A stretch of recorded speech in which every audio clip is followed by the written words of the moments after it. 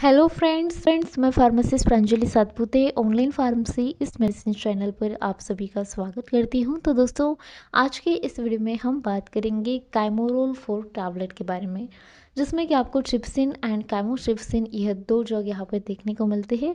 सो दोस्तों, आगे हम इस वीडियो में इस काइमोरोल 4 टैबलेट के बारे में पूरी विस्तार में जानकारी लेंगे कि मतलब इस टैबलेट को कब, कैसे और कितनी मात्रा में दिया जा सकता है, यानी कि इसके यूजेस क्या है, डोसेज क्या है, साइड इफेक्ट, प्रिकॉशन, इन सभी के बारे में पूरी विस्तार में जानकारी लेंगे। और साथ ही हम इसके मोड ऑफ एक्शन के बारे में भी जानेंगे कि मतलब ये दवा किस तरह से काम करती है, इसके ब्रांड नेम क्या है, इसके बारे में बात करेंगे।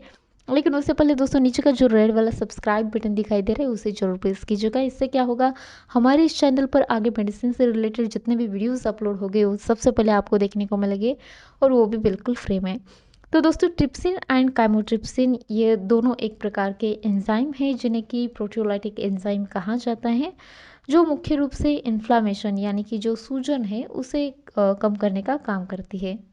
वैसे दोस्तों, ये जो ट्रिप्सिन एंड काइमोट्रिप्सिन एंजाइम है ये ऑलरेडी हमारे शरीर में प्रेजेंट होते हैं, पैंक्रिया द्वारा सिक्रेट होने वाले एंजाइम हैं। लेकिन आवश्यकता पड़ने पर इस तरह से बाहर से भी टैबलेट के फॉर्म में इस दवा को दिया जाता है। और इसका जो उपयोग है ये मुख्य रूप से सूजन को यानी कि इन्फ्लामेशन को कम करने के लिए इसका इस्तेमाल किया जाता है। तो चलिए, सबसे पहले हम जान लेते हैं इस काइमोरोल फोर्ट इस ब्रांड नेम के अलावा ये ट्रिप्सिन काइमोट्रिप्सिन कॉम्बिनेशन वाली दवा आपको मार्केट में और कौन कौन से पॉपुलर ब्रांड नेम से देखने को मिलते हैं।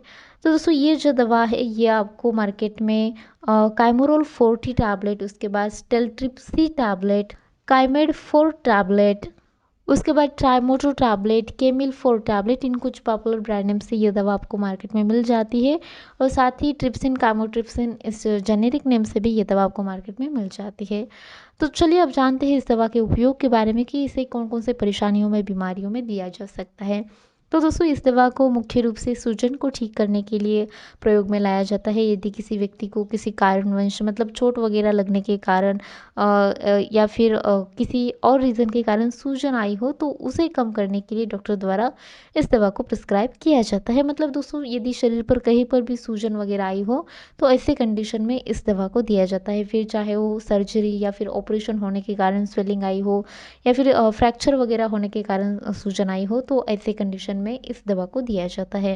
इसके अलावा दोस्तों, ईडिमा जैसी कंडीशन में भी इस दवा को प्रिस्क्राइब किया जाता है। इसमें क्या होता है, हमारे जो टिश्यू है उसमें एक्सेसिव फ्लूइड जमा हो जाता है जिसके कारण स्वेलिंग आ जाती है और सूजन आ जाती है। तो ऐसे कंडीशन में सूजन को कम करने के लिए इस ट्रिप्सिन काइमोट्रिप्सिन को यानी कि काइमोरोल 4 टैबलेट को प्रिस्क्राइब किया जाता है। इसके अलावा दोस्तों, अस्थमा और गुर्द जैसी कंडीशन में भी इस दवा को दिया जाता है। इसके साथ साथ यदि किसी व्यक्ति को दांत के यानी कि दांत के जड़ों में यानी कि मसूड़ों में सूजन आई हो तो ऐसे टाइम पे भी डेंटिस्ट द्वारा इस टैबलेट को प्रिस्क्राइब किया जाता है। इसके अलावा महिलाओं में भी गायनेकोलॉजिस्ट द्वारा इस टैबलेट को कई बार प्रिस्क्राइब किया जाता है जब महिला की सर्जरियन डिलीवरी हो जाती है या फिर गर्भाशय का ऑपरेशन हो जाता है। तो ऐसे टाइम पे ऑपरेशन के बाद होने वाली सूजन को कम करने के लिए इस टैबलेट को दिया जाता है। इसके साथ साथ दोस्तों, यदि किसी व्यक्ति के घुटनों में इन्फ्लामेशन यानी कि जॉइंट्स में इन्फ्लामेशन वगैरह हुई है, सूजन आई है या फिर मसल्स में इन्फ्लामेशन हो रही है तो ऐसे टाइम पे भी इस दवा को दिया जाता है। मतलब ओवरऑल देखा जाए तो हमारे शरीर पर कहीं पर भी सूजन वगैरह आई है, इन्फ्लामेटरी कंडीशन है तो ऐसे टाइम पे इस दवा को दिया जाता है। दोस्तों, डोसेज की बात की जाए तो नॉर्मली इसे दिन में 2 बार सुबह शाम खाना खाने के बाद एक एक टैबलेट ली जाती है। और यदि साइड इफ़ेक्ट की बात की जाए तो इसके कारण डायरिया यानी कि दस्त लगना, इंडाइजेशन की प्रॉब्लम, उसके बाद ब्लोटिंग की प्रॉब्लम, पेट में दर्द, आँखों में दर्द होना, ये कुछ साइड इफ़ेक्ट देखने को मिल सकते हैं। ध्यान रहे दोस्तों, प्रेग्नेंट महिलाएं और बच्चे इस दवा का सेवन ना करें, और जिन लोगों को किडनी या फिर लीवर से रिलेटेड कोई प्रॉब्लम है तो वे लोग भी इस दवा का सेवन ना करें।